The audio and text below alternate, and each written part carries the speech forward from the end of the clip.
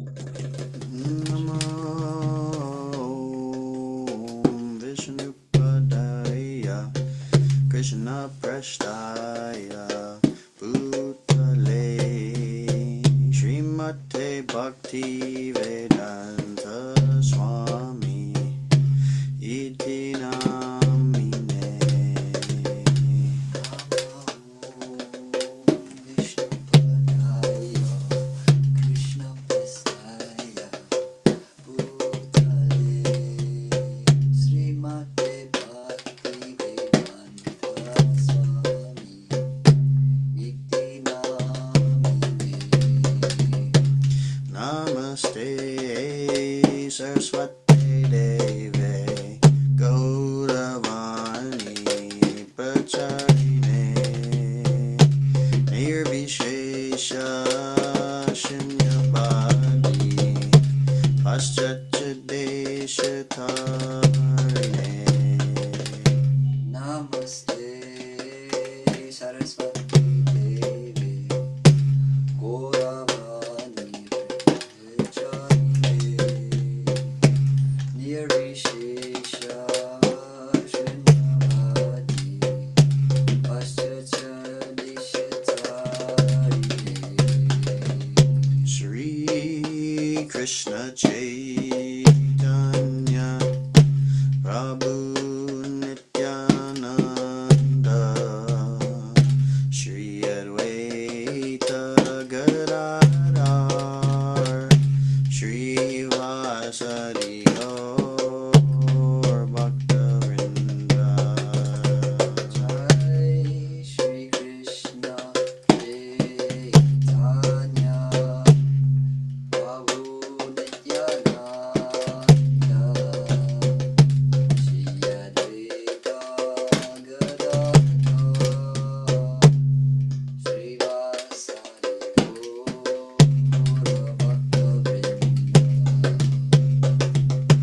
Shri Krishna Chaitanya Prabhu Nityananda Shri Advaita Gadadhar Shri Vasari Gaur Bhaktavrinda Shri Krishna Chaitanya Prabhu Nityananda Shri Advaita Gadadhar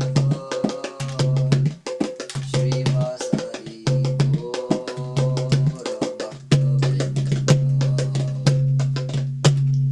Shri Krishna Chaitanya Prabhu Nityananda Shri Advaita Gadadhar Shri Vasari Gaur Bhaktavrinda Shri Krishna Chaitanya Prabhu Nityananda Shri Advaita Gadadhar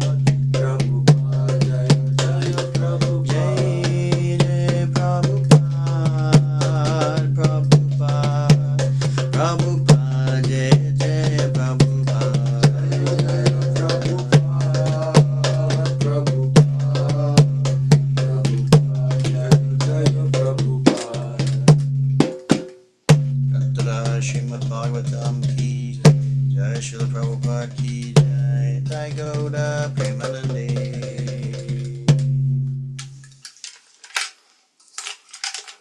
Hare Krishna Prabhuji. I just realized I brought the wrong display. Okay.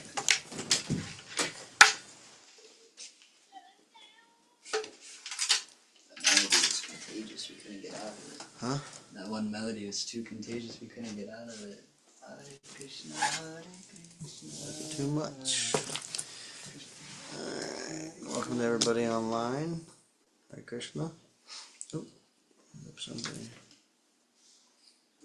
This thing's not notifying me properly lately for some reason. Hare Krishna Kala Ji. We got Kala Prabhu, we got Bhakta Kasti, we have, I guess, Bhakta Rasaraj. Hi, Bo. Yeah, so happy to be here with you again. Hope everybody's doing well. Yeah, wasting no time, diving right in. 1 second.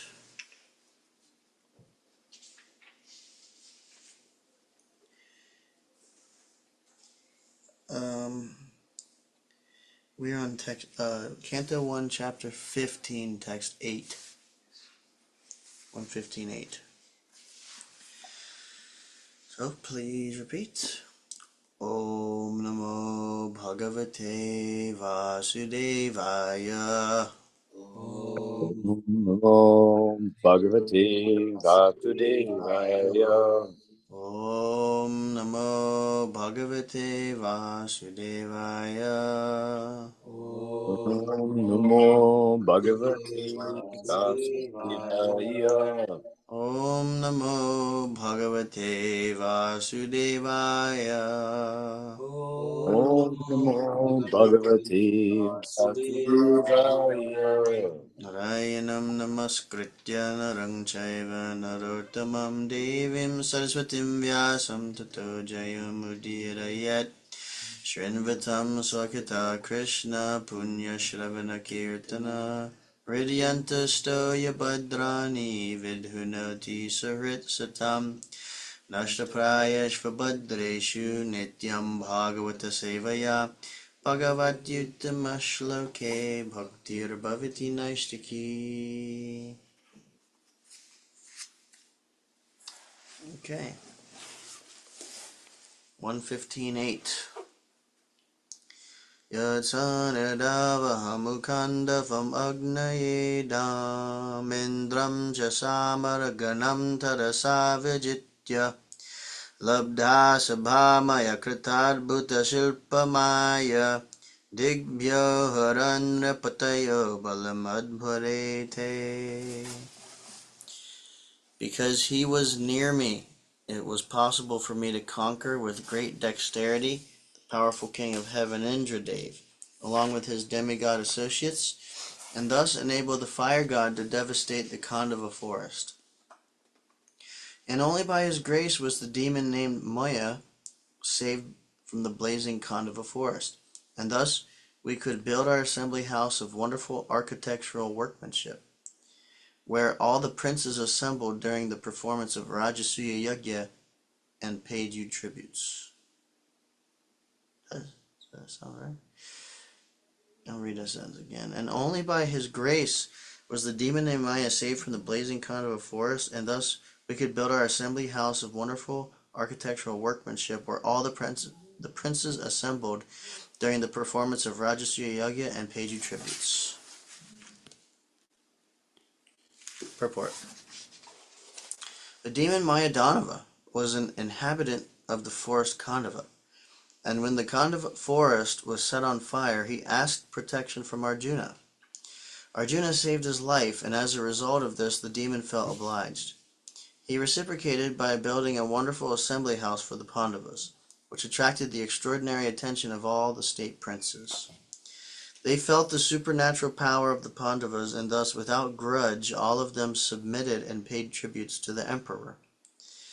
The demons possess wonderful and supernatural powers to create material wonders, but they are always disturbing elements of the society. The modern demons are the harmful material scientists who create some material wonders for disturbance in the society. For example, the creation of nuclear weapons has caused some panic in human society. Maya was also a materialist like that, and he knew the art of creating such wonderful things. And yet, Lord Krishna wanted to kill him. When he was chased both by the fire and by the wheel of Lord Krishna, he took shelter of such a devotee as Arjuna, who saved him from the wrath of the fire of Lord Sri Krishna. Devotees are therefore more merciful than the Lord, and in devotional service the mercy of a devotee is more valuable than the mercy of the Lord. Both the fire and the Lord ceased from chasing the demon as soon as both of them saw that the demon was given shelter by such a devotee as Arjuna. This demon, feeling obliged to Arjuna, wanted to do him some service to show his gratefulness, but Arjuna declined to accept anything from him in exchange.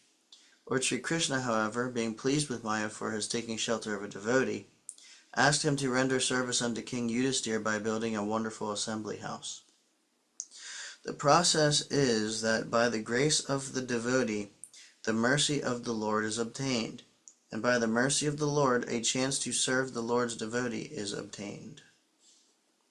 The club of Bhimasena was also a gift of Mayadanava.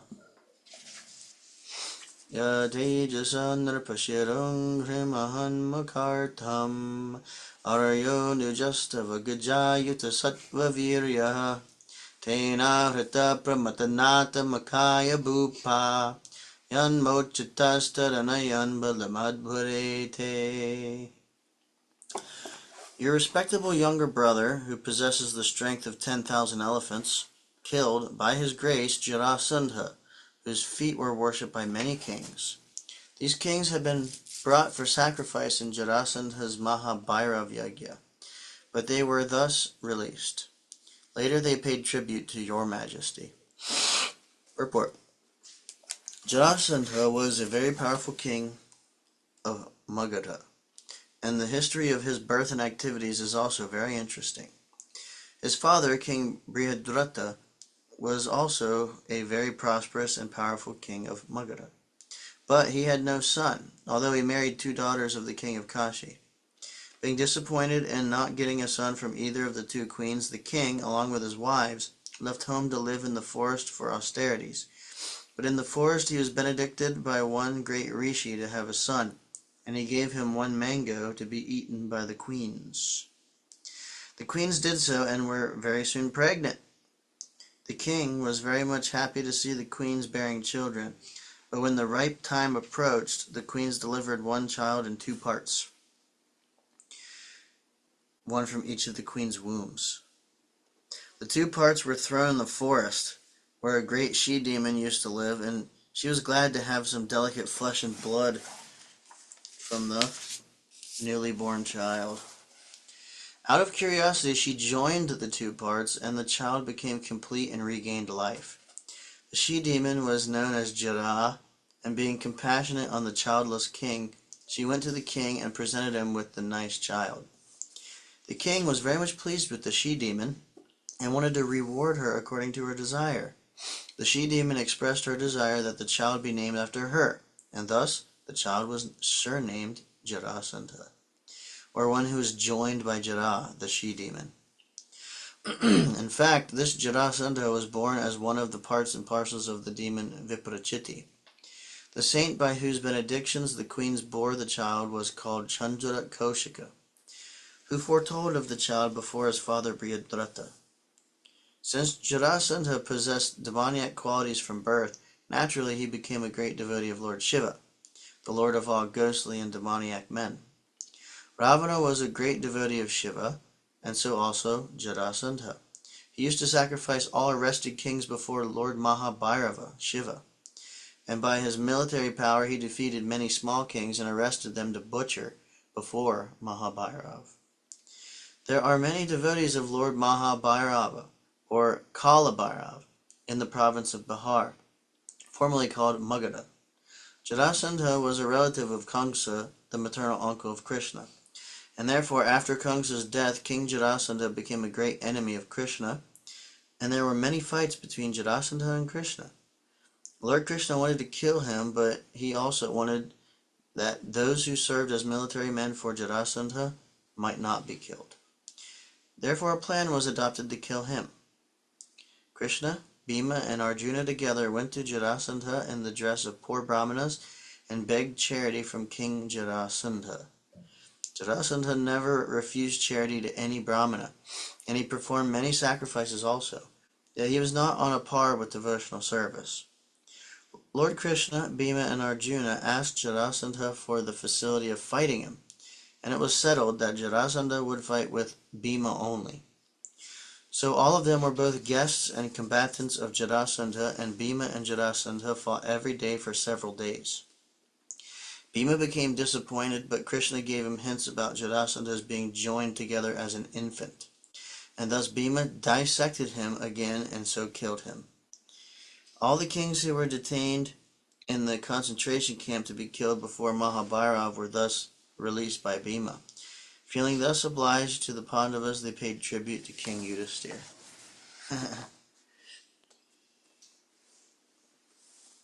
Text 10. Padnyastavari makaklipta mahabhisheka sagishta charu kabaram katavai sapayam sprishtam vakirya padayo patitashnu mukya yastachtriyo kritahate shavamukta keshaha. It was he only who loosened the hair of all the wives of the miscreants who dared open the cluster of your queen's hair, which had been nicely dressed and sanctified for the great Rajasuya sacrificial ceremony. At that time she fell down at the feet of Lord Krishna with tears in her eyes. Purport. Queen Draupadi had a beautiful bunch of hair which was sanctified in the ceremonial function of Rajasuya Yagya. But when she was lost in a bet, Dushasana touched her glorified hair to insult her. Draupadi then fell down at the lotus feet of Lord Krishna, and Lord Krishna decided that all the wives of Dushasana and company should have their hair loosened as a result of the battle of Kurukshetra. Thus, after the battle of Kurukshetra, after all the sons and grandsons of Dhritarashtra died in battle, all the wives of the family were obliged to loosen their hair as widows. In other words, all the wives of the Kuru family became widows because of Dushasana's insulting a great devotee of the Lord. The Lord can tolerate insults upon himself by any miscreant because the Father tolerates even insults from the Son. But he never tolerates insults upon his devotees. By insulting a great soul, one has to forego all the results of pious acts and benedictions also.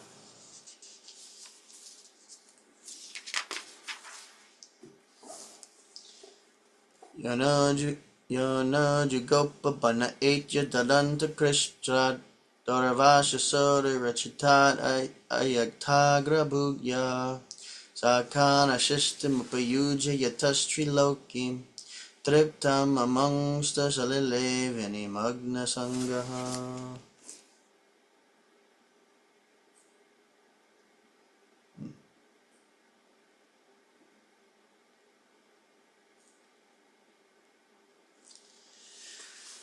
During our exile, Dravasa Muni, who eats with his 10,000 disciples, intrigued with our enemies to put us in dangerous trouble.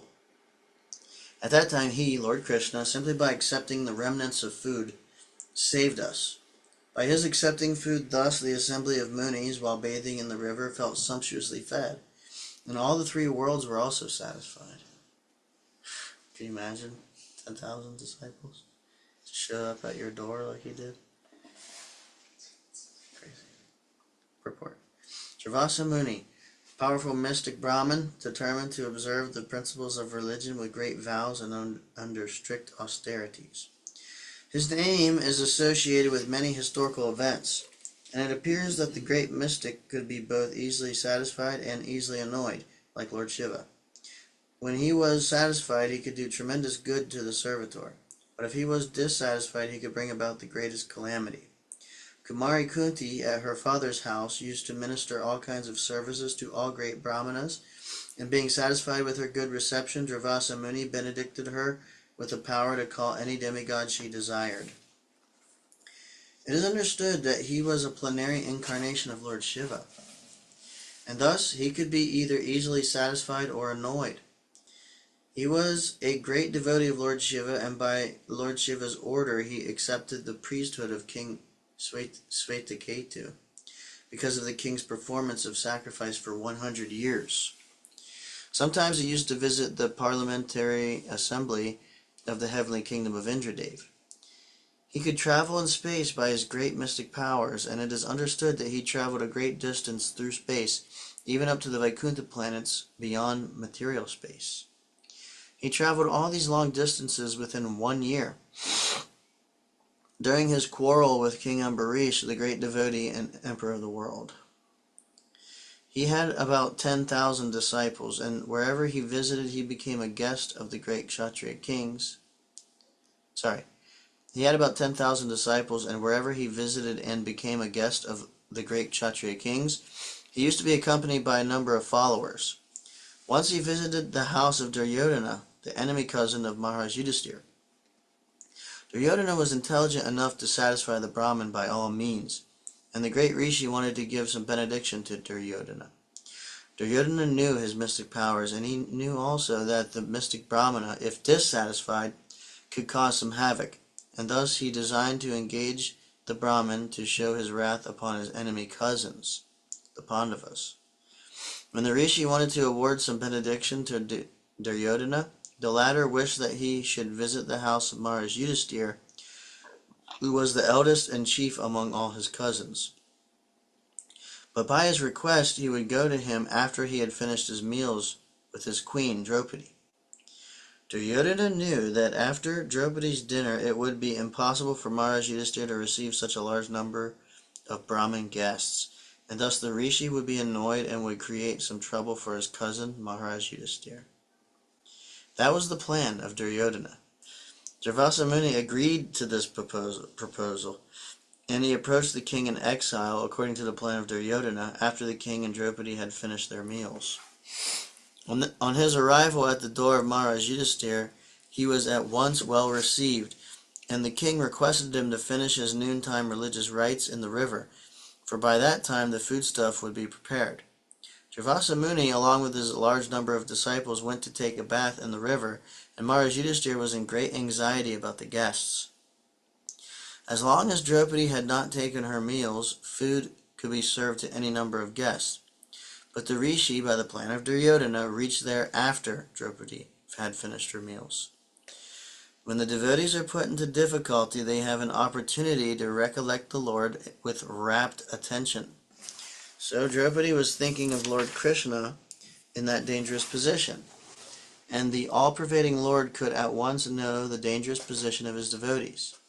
He therefore came there on the scene and asked Draupadi to give whatever food she might have in her stock.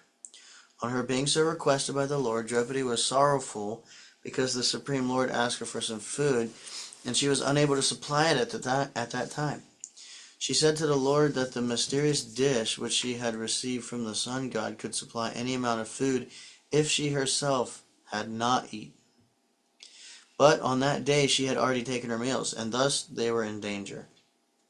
By expressing her difficulty, she began to cry before the Lord, as only a woman would do in such a position.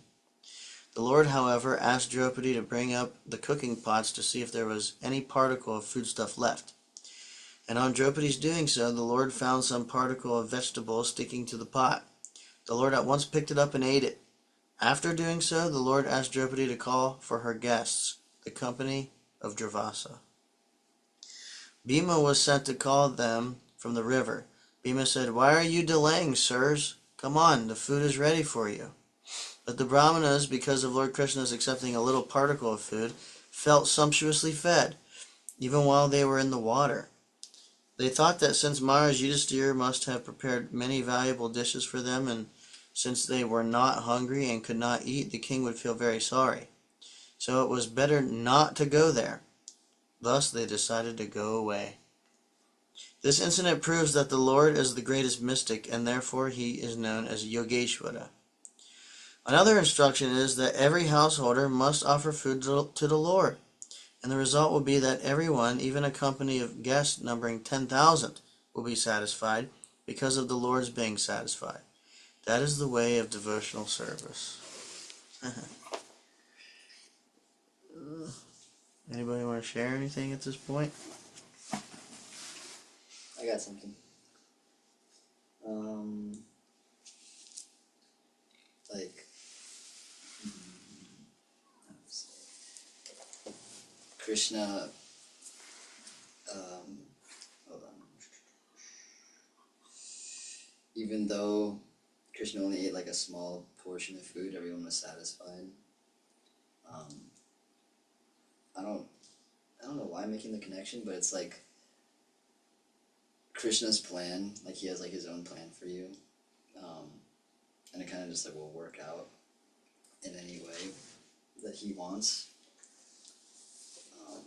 So when he's just like has like a small little like morsel of like something that like, they said they had no food, so he went and like wasn't gonna eat anything. So they were planning on not feeding him anything, but he still found a way to eat something, and then everyone was like satisfied after that. So I was making the connection there.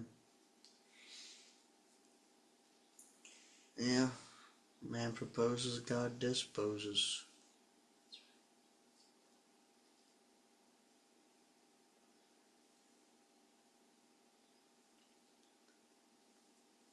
It's a good point. Jay, I really appreciate that point. Um, Thank you again, Prabhuji, for reading, everyone there. And currently I'm making the prasad, to offer it here soon. And yeah, this reading striking me individually in a way. So it's a lot.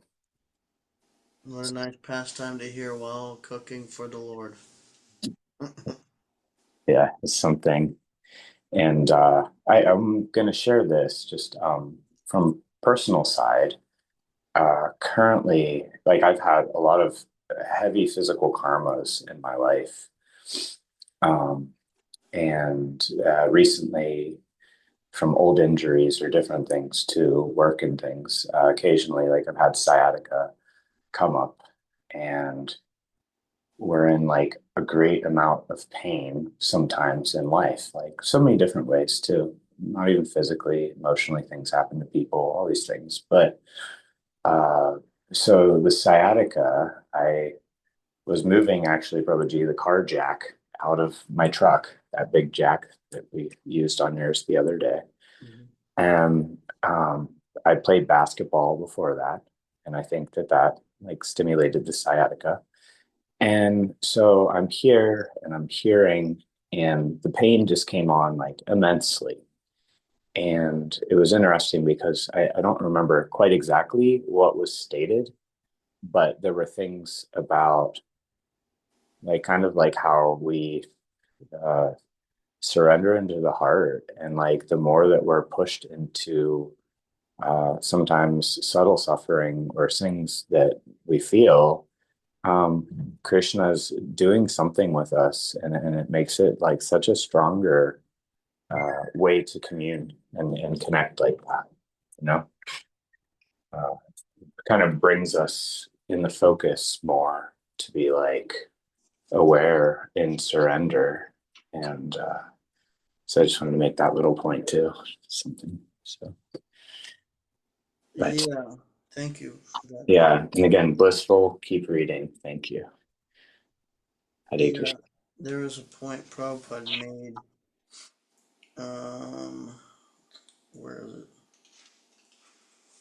I can't remember exactly what he said, but he made the point of like similar to what you just said, except one can take full shelter.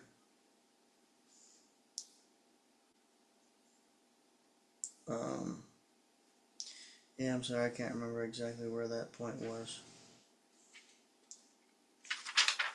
But yeah, that's like the proper application of how to utilize these things. almost as like a tool for, that's what basically the body is. The body and the mind, even. The stula sharira and the linga sharira. And the mind control, functions our thinking, feeling, willing. So feelings we get, thoughts we get, aches and pains in the body, threefold suffering, or, different ways we can, that's the mood of pure devotion somehow or other, utilizing them to come closer to Krishna. So that was a nice way that you expressed that, specifically for those kind of things. Yeah. Right. Hare Krishna. Hare Krishna, thank you. I just had one other thing to share. So I'm mixing the butter in here right now. Nice Kitri. So I'm going to do my chants later, shortly. But if Krishna is all of the things of the offerings, and sometimes he's bringing it to those, like to us as individuals or life itself in ways that we can't even expect. And then knowing how to receive that, I think that's, it's like an art in and of itself. And to have that direct application is, sometimes, again, when things are given to us and taken away, or we're feeling something physically, it's totally a catalyst to just help us interconnect better in our sadhana and seva and bhakti. So I wanted to share. Yeah, and that point you just brought up is actually the result, and in some cases even a definition of, like, we hear over and over, especially in the first canto. Prabhupada's talking about hearing submissively, and when we hear and then we assimilate and then we apply. So we hear this in Shastra, to get the concept, and then what you're talking about is the application of it, actually taking everyday things that happen or whatever goes on, and utilizing it to make advancement in devotional service. And by hearing submissive, that part of hearing submissively is when we hear, we hear whatever it is, basic philosophy. You're not the body, you're a spirit soul, and your constitutional position is with the Lord and service, and the basic stuff. And then we live by it. Yeah. So that's I just wanted to point that out too. It's you're pointing out the submissive hearing and action. So I think Prabhupada even said once, hearing means doing. If we're really hearing, then we're applying what we hear. So that's a nice point. So we'll dive into text 12. Yatejasat bhagavan yurishulapanir Vishma pitasa girijostra jamme Anye pichaham amunaiva kalevarena Prapto mahendra bhavane mava asanardham. It was by his influence only that in a fight I was able to astonish the personality of God, Lord Shiva, and his wife, the daughter of Mount Himalaya. Thus he, Lord Shiva, became pleased with me and awarded me his own weapon. Other demigods also delivered their respective weapons to me. And in addition, I was able to reach the heavenly planets in this present body and was allowed a half-elevated seat. Purport. By the grace of the Supreme Personality of Godhead, Sri Krishna, all the demigods, including Lord Shiva, were pleased with Arjuna. The idea is that one who is favored by Lord Shiva or any other demigod may not necessarily be favored by the Supreme Lord Sri Krishna. Ravana was certainly a great devotee of Lord Shiva, but he could not be saved from the wrath of the Supreme Personality of Godhead, Lord Ramachandra. And there are many instances like that in the histories of the Puranas. But here is an instance where we can see that Lord Shiva became pleased even in the fight with Arjuna. The devotees of the Supreme Lord know how to respect the demigods, but the devotees of the demigods sometimes foolishly think that the Supreme Personality of Godhead is no greater than the demigods. By such a conception, one becomes an offender and ultimately meets with the same end as Ravana and others. The instances described by Arjuna during his friendly dealings with Lord Sri Krishna are instructive for all who may be convinced by the lessons that one can achieve all favors simply by pleasing the Supreme Lord Sri Krishna, whereas the devotees or worshippers of the demigods may achieve only partial benefits, which are also perishable, just as the demigods themselves are. Another significance of the present verse is that Arjuna, by the grace of Lord Sri Krishna, was able to reach the heavenly planet even with the self-same body, and was honored by the heavenly demigod Indradev, being seated with him half elevated. One can reach the heavenly planets by the pious acts recommended in the Shastras in the category of fruitive activities. And as stated in the Bhagavad Gita 9.21, when the reactions of such pious acts are spent, the enjoyer is again degraded to this earthly planet. The moon is also on the level with the heavenly planets, and only persons who have performed virtues only, performing sacrifices, giving charity, and undergoing severe austerities, can be allowed to enter into the heavenly planets after the duration of life of the body. Arjuna was allowed to enter into the heavenly planets in the self-same body simply by the grace of the Lord. Otherwise, it is not possible to do so. The present attempts to enter into the heavenly planets by the modern scientists will certainly prove futile because such scientists are not on the level of Arjuna. They are ordinary human beings without any assets of sacrifice, charity, or austerities. The material body is influenced by the three modes of material nature, namely goodness, passion, and ignorance. The present population is more or less influenced by the modes of passion and ignorance, and the symptoms for such influence are exhibited in their becoming very lusty and greedy. Such degraded fellows can hardly approach the higher planetary systems. Above the heavenly planets there are many other planets also, which only those who are influenced by goodness can reach. In heavenly and other planets within the universe, the inhabitants are all highly intelligent, many more times than the human beings, and they are all pious in the higher and highest mode of goodness. They are all devotees of the Lord, and although their goodness is not unadulterated, still they are known as demigods, possessing the maximum amount of good qualities possible within the material world.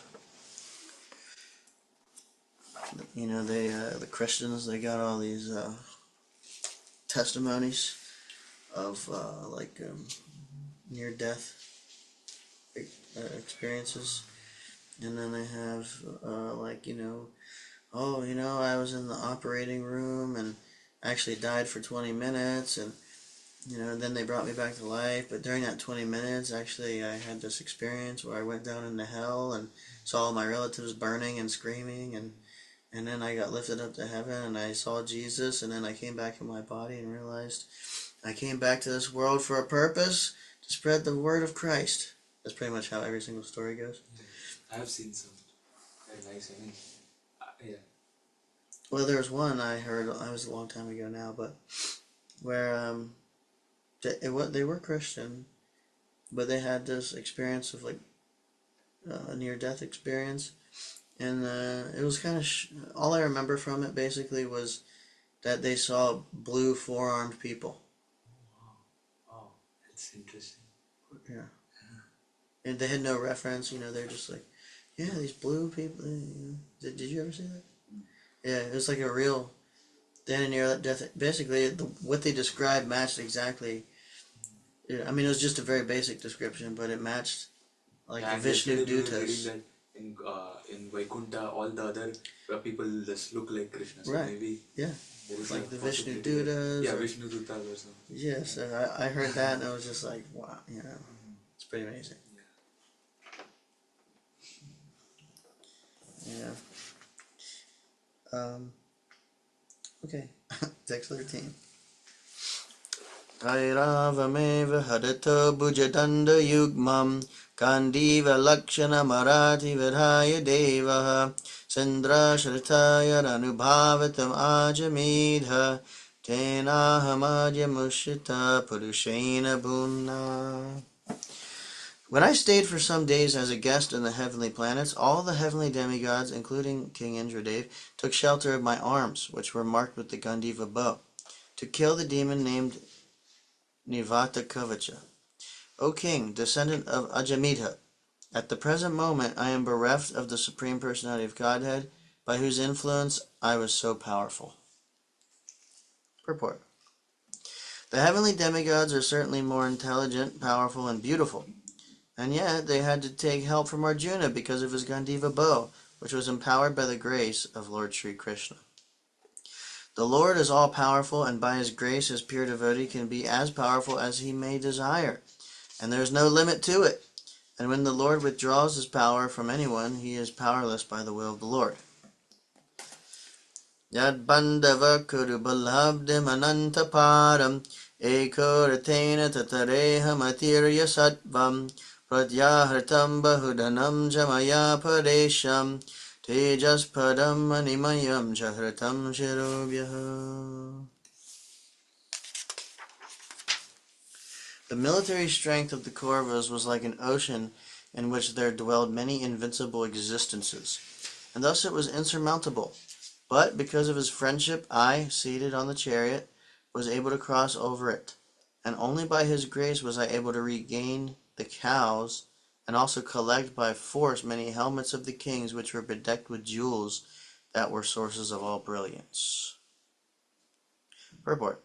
On the Kaurava side, there were many stalwart commanders like Bhishma, Drona, Kripa, and Karna, and their military strength was as insurmountable as the great ocean.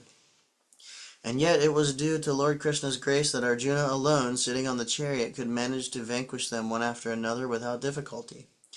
There were many changes of commanders on the other side, but on the Pandava side, Arjuna alone on the chariot driven by Lord Krishna could manage the whole responsibility of the great war. Similarly, when the Pandavas were living at the palace of Virata incognito, the Kauravas picked a quarrel with King Virata and decided to take away his large number of cows. While they were taking away the cows, Arjuna fought with them incognito and was able to regain the cows along with some booty taken by force. The jewels set on the turbans of the royal order. Arjuna remembered that all this was possible by the grace of the Lord. Yo Bhishma Karna Guru Shalya Chamushvadabra Rajanya Varya Ratamandala Mandatashu Agrecharamam Avibhorata Yutapanam Ayoramanang Sichadrasha Saha Ujja Archarat. It was he only who withdrew the duration of life from everyone, and who, in the battlefield, withdrew the speculative power and strength of enthusiasm from the great military phalanx made by the Kauravas, headed by Bhishma, Karna, Drona, Shalya, and so on. Their arrangement was expert and more than adequate, but he, Lord Sri Krishna, while going forward, did all this. Purport. The absolute personality of Godhead, Lord Sri Krishna, expands himself by his plenary Paramatma portion in everyone's heart, and thus he directs everyone in the matter of recollection, forgetfulness, knowledge, the absence of intelligence, and all psychological activities. Bhagavad Gita 15:15. As the Supreme Lord, he can increase or decrease the duration of life of a living being. Thus the Lord conducted the battle of Kurukshetra according to his own plan. He wanted that battle to establish Yudhisthira as the emperor of this planet, and to facilitate this transcendental business, he killed all who were on the opposite party by his omnipotent will. The other party was equipped with all military strength, supported by big generals like Bhishma, Drona, and Shalya. And it would have been physically impossible for Arjuna to win the battle had the Lord not helped him by every kind of tactic. Such tactics are generally followed by every statesman, even in modern warfare, but they are all done materially by powerful espionages, military tactics, and diplomatic maneuvers. But because Arjuna was the Lord's affectionate devotee, the Lord did all this himself without personal anxiety by Arjuna. That is the way of the devotional service of the Lord. Yodoshima pranihitam guru bhishma karna naptritrigarta shalyasaindhava bhalikajai astranya mahamani narupatani Napasprashur haridasa mavasharani. What happened? Great generals like Bhishma, Drona, Karna, Bhurishrava, Srisharma, Shalya, Jayadratha, and Bhalika all directed their invincible weapons against me. But by his, Lord Krishna's, grace, they could not even touch a hair on my head. Similarly, Prahlad Maharaj, the supreme devotee of Lord Nrsimhadev, was unaffected by the weapons the demons used against him. Report.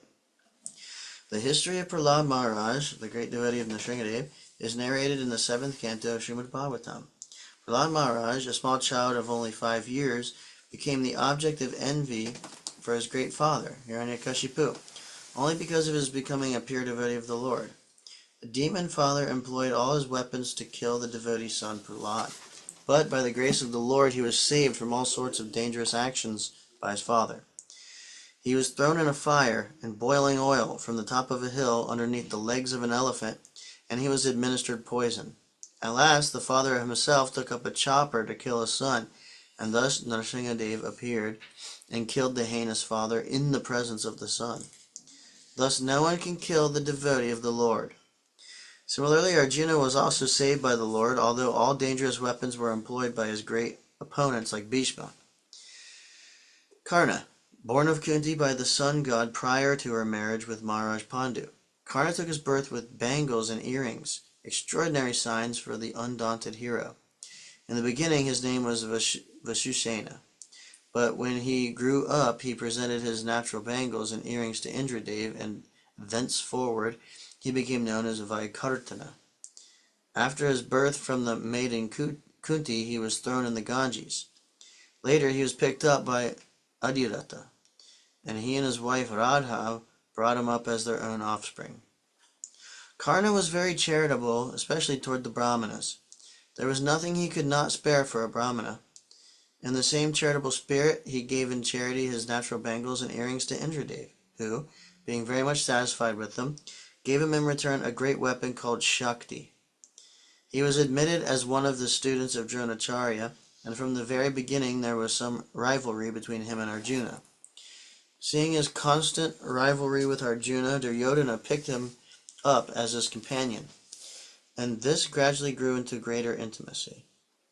He was also present in the great assembly of Draupadi's Swayamvara function, and when he attempted to exhibit his talent in that meeting, Draupadi's brother declared that Karna could not take part in the competition because of his being the son of a Shudra carpenter. Although he was refused in the competition, still, when Arjuna was successful in piercing the fish target on the ceiling, and Draupadi bestowed her garland upon Arjuna, Karna and the other disappointed princes offered an unusual stumbling block to Arjuna while he was leaving with Draupadi. Specifically, Karna fought with him very valiantly, but all of them were defeated by Arjuna. Duryodhana was very much pleased with Karna because of his constant rivalry with Arjuna, and when he was in power he enthroned Karna in the state of Unga. Being baffled in his attempt to win Draupadi, Karna advised Duryodhana to attack King Drupada, for after defeating him, both Arjuna and Draupadi could be arrested. But Dronacharya rebuked them for this conspiracy, and they refrained from the action. Karna was defeated many times, not only by Arjuna, but also by Bhimasena. He was the king of the kingdom of Bengal, Orissa, and Madras combined. Later on, he took an active part in the Rajasuya sacrifice of Maharaj Yudhisthira, and when there was gambling between the rival brothers, designed by Shakuni, Karna took part in the game, and he was very pleased when Draupadi was offered as a bet in the gambling. This fed his old grudge. When Draupadi was in the game, he was very enthusiastic to declare the news, and it was he who ordered Dushasana to take away the garments of both the Pandavas and Draupadi.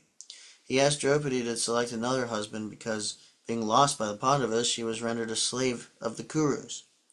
He was always an enemy of the Pandavas, and whenever there was an opportunity, he tried to curb them by all means.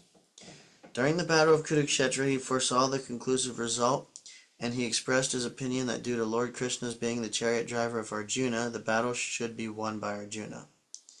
He always differed with Bhishma, and sometimes he was proud enough to say that within 5 days he could finish up the Pandavas, if Bhishma would not interfere with his plan of action. But he was much mortified when Bhishma died. He killed Gatotkacha with the Shakti weapon obtained from Indradev. His son Vrishasena was killed by Arjuna. He killed the largest number of Pandava soldiers. At last there was a severe fight with Arjuna, and it was he only who was able to knock off the helmet of Arjuna. But it so happened that the wheel of his chariot stuck in the battlefield mud, and when he got down to set the wheel right, Arjuna took the opportunity and killed him, although he requested Arjuna not to do so. Napta, or Bhurishrava. Bhurishrava was the son of Samadatta, a member of the Kuru family. His other brother was Shalya. Both the brothers and the father attended the Swayamvara ceremony of Draupadi. All of them appreciated the wonderful strength of Arjuna due to his being the devotee friend of the Lord, and thus Bhurishrava advised the sons of Dhritarashtra not to pick any quarrel or fight with them. All of them also attended the Rajasuya Yagya of Maharaj Yudhisthira. He possessed one Akshalhini regiment of army, cavalry, elephants, and chariots, and all these were employed in the battle of Kurukshetra on behalf of Duryodhana's party. He was counted by Bhima as one of the Yuddhapatis. In the battle of Kurukshetra, he was especially engaged in a fight with Satyaki, and he killed 10 sons of Satyaki. Later on, Arjuna cut off his hands, and he was ultimately killed by Satyaki. After his death, he merged into the existence of Vishvadev. Sri Garta, or Susharma, son of Maharaj Vridhakshetra. He was the king of Trigartadesh, and he was also present in the Swayamvara ceremony of Draupadi.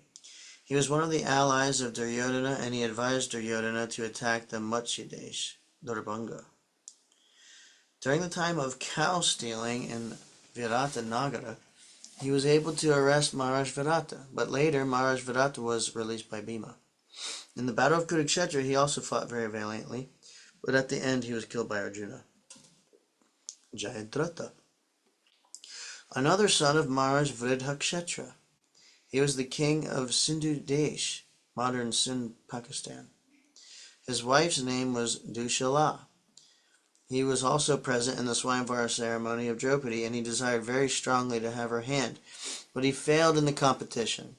But since then, he always sought the opportunity to get in touch with Draupadi. When he was going to marry in the Shalya Desh, on the way to Kamyavan, he happened to see Draupadi again and was too much attracted to her. The Pandavas and Draupadi were then in exile after losing their empire in gambling, and Jayadratha thought it wise to send news to Draupadi in an illicit manner through Koti Shashya, one of his associates. Draupadi at once refused vehemently the proposal of Jayadratha, but being so much attracted by the beauty of Draupadi, he tried again and again. Every time he was refused by Draupadi, he tried to take her away forcibly on his chariot, and at first Draupadi gave him a good dashing, and he fell like a cut root tree. But he was not discouraged, and he was able to force Draupadi to sit on the chariot. This incident was seen by Dhaumya Muni, and he strongly protested the action of Jayadratha. He also followed the chariot, and through Datrayika, the matter was brought to the notice of Maharaj Yudhisthira. The Pandavas then attacked the soldiers of Jayadratha and killed them all, and at last Bhima caught hold of Jayadratha and beat him very severely, almost dead. Then all but 5 hairs were cut off his head, and he was taken to all the kings and introduced as the slave of Maharaj Yudhisthira. He was forced to admit himself to be the slave of Maharaj Yudhisthira before all the princely order, and in the same condition he was brought before Maharaj Yudhisthira. Maharaj Yudhisthira was kind enough to order him released, and when he admitted to being a tributary prince under Maharaj Yudhisthira, Queen Draupadi also desired his release. After this incident, he was allowed to return to his country. Being so insulted, he went to Gangotri in the Himalayas and undertook a severe type of penance to please Lord Shiva.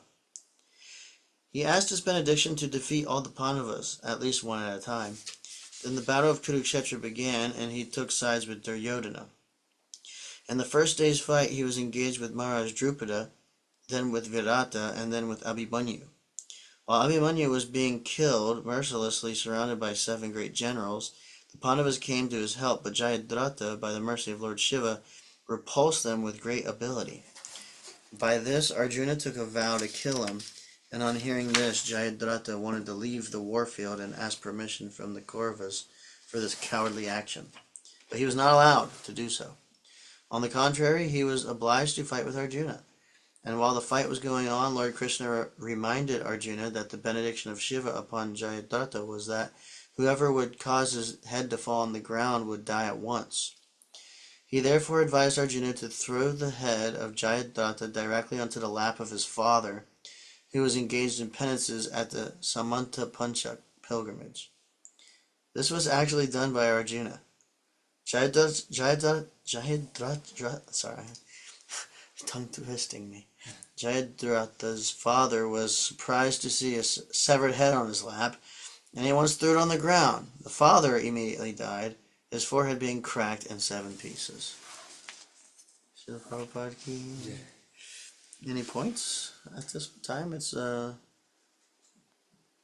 past time. We pass time hearing these pastimes. So, yeah, we can open it up for anything.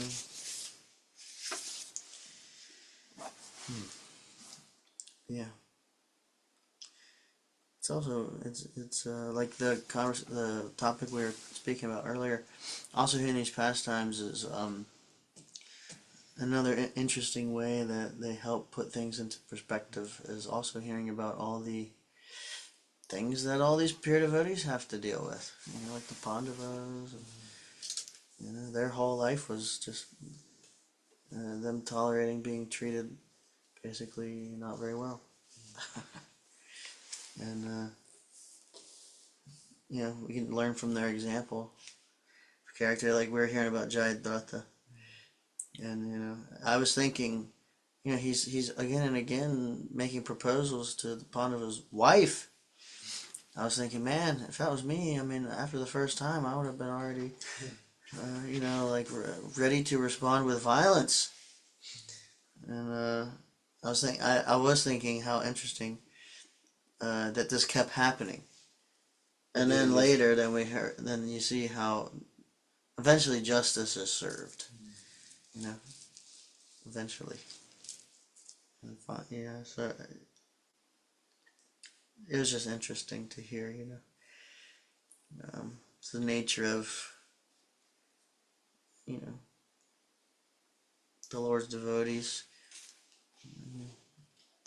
You know, they might undergo difficulties, but you know, the Lord empowers them. This is like kind of a topic of the last 2 days is, you know, the Lord being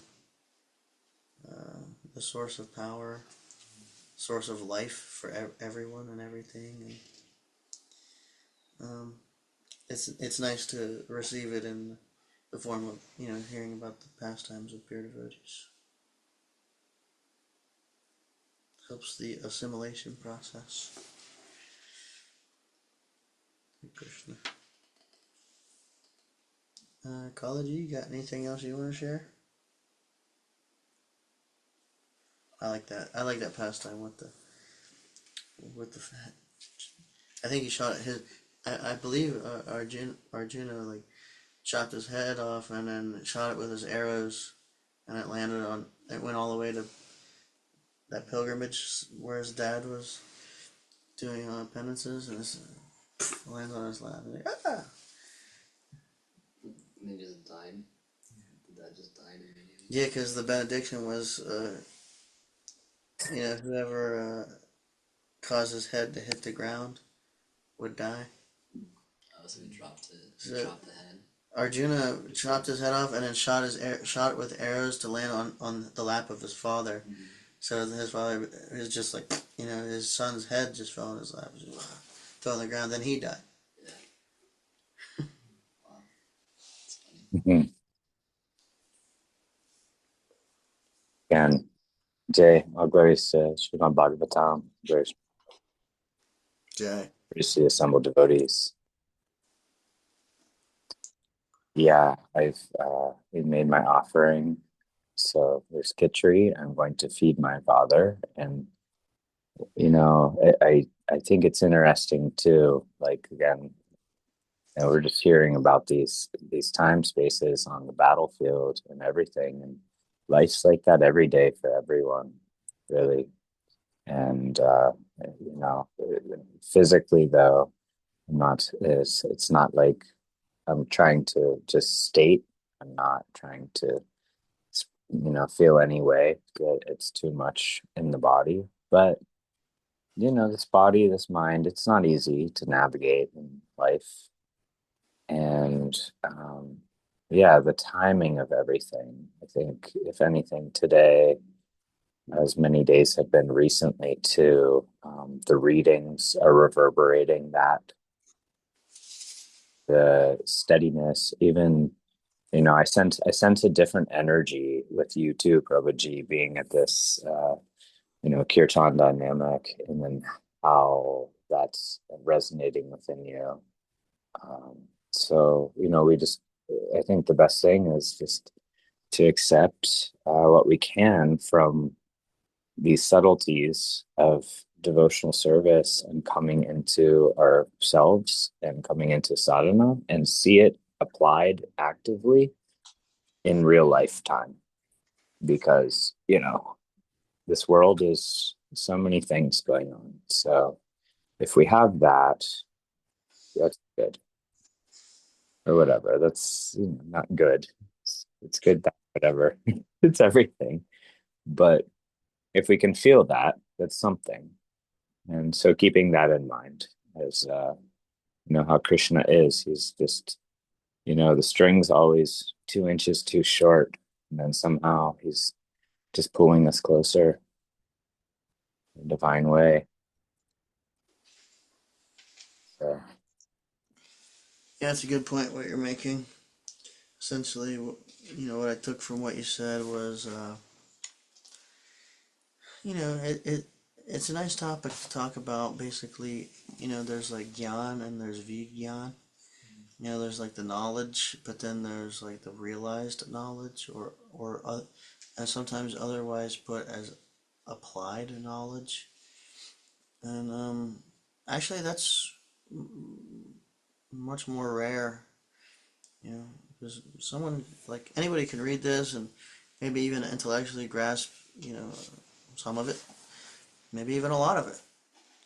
But then, yeah, like actually, like applying it it's a whole it's a whole other thing. So yeah, this is an interesting topic to me, and I'm gonna ask maybe anyone or everyone your realizations on this topic of the process of going from gyan to vigyan, and you know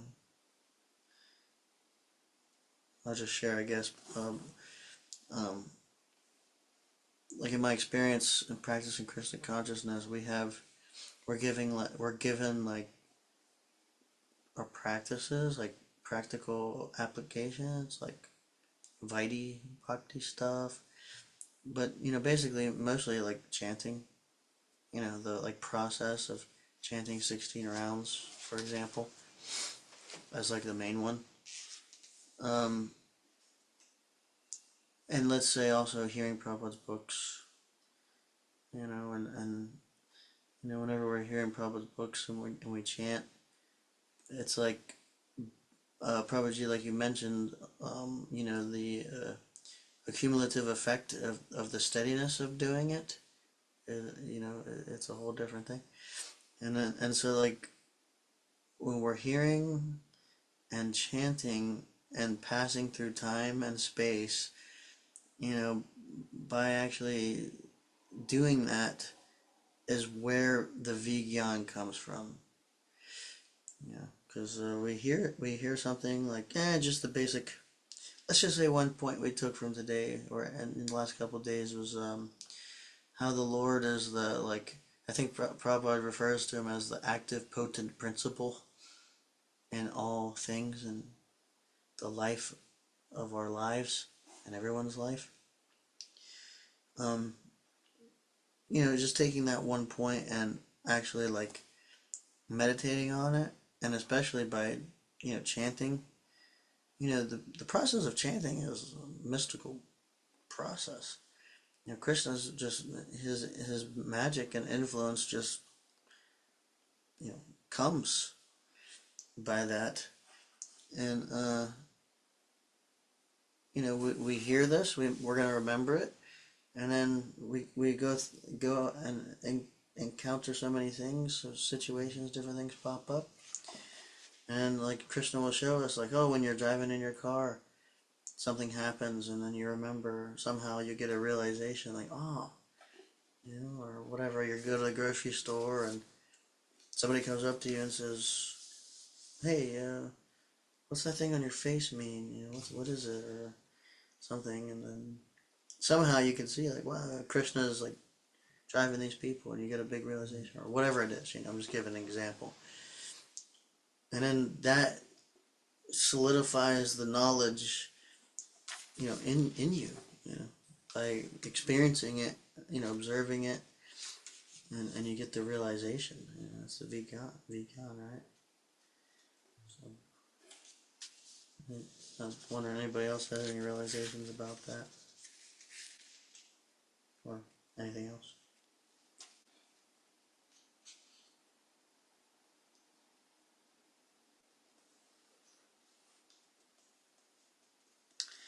How, Prabhuji, may I ask, you chant 16 rounds? Yeah, How long have you been doing that?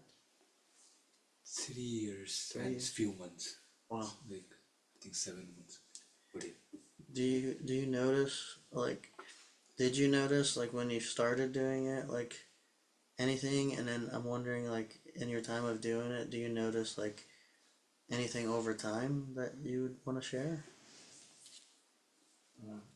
Like, I don't notice like anything. I'm not that pure that I notice anything. But I definitely notice that when I chant nicely, uh, my like, not even spiritual things, but when I if I keep time for, like, if I start chanting, like, I chant 8 rounds at the morning, like for 1 hour, and then I get ready for college. I go, and then when while coming, when I have some time in college, I chant four, like bunch of four rounds, and I'm done with 16.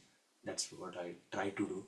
So I've realized that when I have a dedicated time for chanting, even my material things, like, I have seen that I become more punctual, because generally the sad truth of this material world is that when suppose you're just doom scrolling on your phone, so you have wasted time.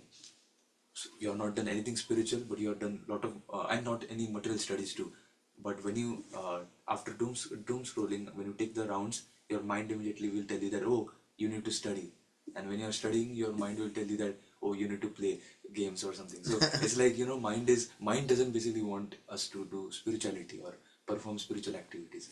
So I have seen that, but when I have like punctual timing, it actually makes me punctual in even doing my material things. But it's not the same when I do material things. So yeah, I think spirituality automatically brings all the material qualities which all the mundane people think is the ultimate, like kindness, goodness, and punctuality, and all these various qualities. I think, yeah, when you have a specific timing for chanting, then yeah, definitely. And of course, the reading also feels amazing after that. I'm trying to work on the hearing, the Rupa Goswami or Sanatan Goswami. He says that first stage is like actually hearing what you are saying. So I'm trying to do that, but yeah, and trying to sit and chant. That's very hard for me. I cannot Right. sit. Yeah, that's nice. Thank you. Yeah. It's interesting you brought up the punctuality. Yeah. In the Bhakta program, yeah, basically like schedule is one huge tool for basically controlling the mind. It's kind of like happening automatically. It definitely brings a mood of goodness. If I chant, then I will definitely study after that. But if I study, there is no guarantee that I will chant after that. So I mean, studying also is kind of mode of goodness, but chanting like actually elevates, like creates an atmosphere where you won't do anything like material immediately after that. At least for some time, it creates that atmosphere. Of course, our goal is to maintain that for a long time, but yeah, it definitely does. Yeah, That's an interesting point too. yeah. Yeah, thank you for sharing. Thank you. I remember when I first started chanting, I actually felt like intoxicated for like a couple minutes or something, and then I kept like I mean like start like 16 rounds, and I would sit there and really like just do the whole thing, and when was doing it regularly, I noticed that feeling, that like buzz or whatever from the chanting was lasting longer and longer. I think like after 2 weeks, I was feeling the effects of the chanting, and then I remember I chanted in the morning, and it was like dinner time, and I was still kind of feeling. And then a little bit of time later, I remember like I wake up the next morning, and I'm still kind of feeling the effect from yesterday, and it kept increasing. And then I really started observing that, like, my moods, my lows, my highs were getting higher. Like, I was actually experiencing more happiness, and my lows were getting higher. So, like, I was feeling low or depressed or something, whatever it is. Actually, like, it would be the same thing, but not as intense or not as bad. And then I noticed over time it kept going in that direction. It still's going like that. It's like a gradual balancing of so many things. I thought that was pretty interesting. And so many devotees chant like 64 rounds. That's like another level. I also heard this from a devotee that chanting should not stop. 16 is just a number, which has been, at least you should do 16, but it should never stop actually. One devotee was saying that instead of moving your fingers like this on a phone, move the beads backward. He was saying that. Amrinder Prabhu, if you know. Yeah. Yeah, he was saying that. So, I heard somebody say, "Put down the phone and look to the throne." Something like that. Yeah, Prabhupada even also said like your rounds start at 16. yeah. And initially the standards were like high, right? And then I mean not high. I mean initially like Prabhupada said that we have to chant 64, but no 32 I think, and then it slowly like Yeah, Prabhupada then finally agreed that okay 16 you have to chant 16. yeah. Definitely, I think he started with 64. 64, right? Yeah. Yeah, Then yeah, 32. he did. And to my knowledge, that's what he practiced every day, Yeah. as long, as he could, as well as everything that he translated and did, reading, sadhana. Amazing. But the knowledge that I have is 64 is basically considered tapasya, or a certain amount of time. So we take any time, and in 8 rounds, 4 rounds, 16, well chanted with our heart is just, that's good. That's perfect. But the more that you do, um, in this way, in my experience, is that it increases that vibration, and we can do this in sadhana, seva, and bhakti, all of these things, or seva can become that too, all the time. So it's just enhancing. More and more we keep pushing, and Krishna will pull us closer. It's good. That's what this festival's doing. Yeah, you did. And thank you all for sharing. It's so nice to hear. What'd you say, I Prabhuji? think today's Brahmotsav and also Yeah. the appearance of, not appearance, but I mean, yeah, birthday of Shri Radha. Yeah, our deities, bro. Oh, really? Yeah, Oh, yeah, Tata yeah, Gopi yeah. Seva. Here, Yeah, yeah. Yeah, they mentioned yeah. So I think there is a big program. this evening. Yes, I'm pretty sure. Oh, this is the day the deities here were installed. Yes, I'm pretty sure. Krishna, Krishna. Just when you think it couldn't get any better, it gets better. Well, we can end here if everybody's satisfied. All glories to Prabhupada, Prabhupada ki jai. Vanchakalpa tarubhyascha kripa sinhubhya eva cha patitanam pavanebhyo vaishnavebhyo namo namaha. Anantakoti Vaishnavrinda ki jai. So, we will pick up tomorrow, text 17. Hare Krishna, I'm going to end it here. Thank you so much for tuning in. Thank you, Prabhuji, for coming. And we will hope you have a good evening. Hare Krishna.